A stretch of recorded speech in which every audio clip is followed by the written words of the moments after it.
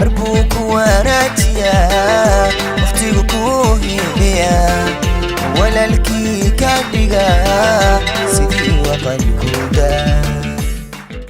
magaca Soomaaliyeed oo ay xambaarsan tahay hawlada caan baxday ee Nimco Habi ayaa dunida galgalay dadka ugu caansan caalamka ee ku jira fanka saxaafadda iyo modelka ayaa falcelin ka sameeyay heesta gabadhan iyadoo ay ka falceliyeen dadyo ka soo jeeda in ka badan 170 wadan fanaanin caanka ah dunida oo ay ka mid tahay Cardi B ayaa falcelin ka sameeyay heesta Nimco kadib markii ay ku baahisay barteeda TikTok oo muuqaalkaasi ay daawadeen in ka badan 30 milyan oo ruux sidoo kale shakhsiyaadka caanka ah ee heestan ka falceli waxa ku jira Trevor Noah oo ah soo jeediyay barnaamij imajilista caanka ah dalka Mareykanka waxa ka reeban gabadha modelka ah ee Bella Hadid oo ay ku xireeyeen barteeda Instagram ku dhawaad 50 milyan oo ruux ayaa iyaduna digalkeeda ku baahisay muuqaal kooban oo heestan ah marka laga hadlayo saameynta ay heestan ku yeelatay dunida waxay sumcad iyo aqoonsi faneed u reebtay dalka dhaca Geeska Afrika ee Soomaaliya oo in muddo ku jiray dagaalo waxayna tani noqon kartaa fursad ay dhalinyarada Soomaaliyeed gaar ahaan kuwa xiiseeya fanka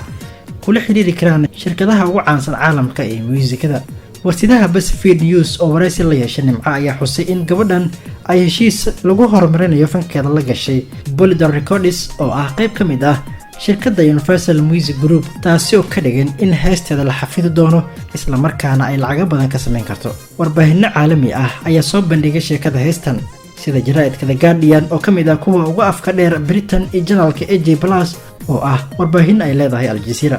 dad badan oo qiimeyn ku sameeyay sida heesaha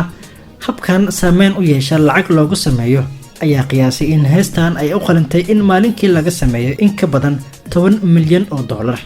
balse famil'aanta heesta bulshadeena ayaa keentay in arrinkan laga gaabiyo waxaase hadda socda dadaalo lagu xoojinayo in heestan loo sameeyo akoon u gaar ah oo laga iibsan karo gabadha ku canbaxday deganaanta ee Nimco Habi oo shalay ku soo biirtay digalka TikTok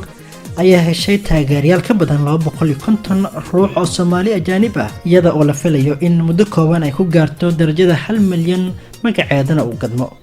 danayaasha fanka ayaa aad u soo dhaweeyay sida magaceena uu dunida u gelgeliyo xilligan taasi oo sababi karta in dadyo badan ay wadankeena dalxiis ku yimaadaan isla markaana lacag badan laga sameeyo fadlan haddii aad ka heshay sheekada like saar muuqaalka lana wadaag saaxiibada maasanid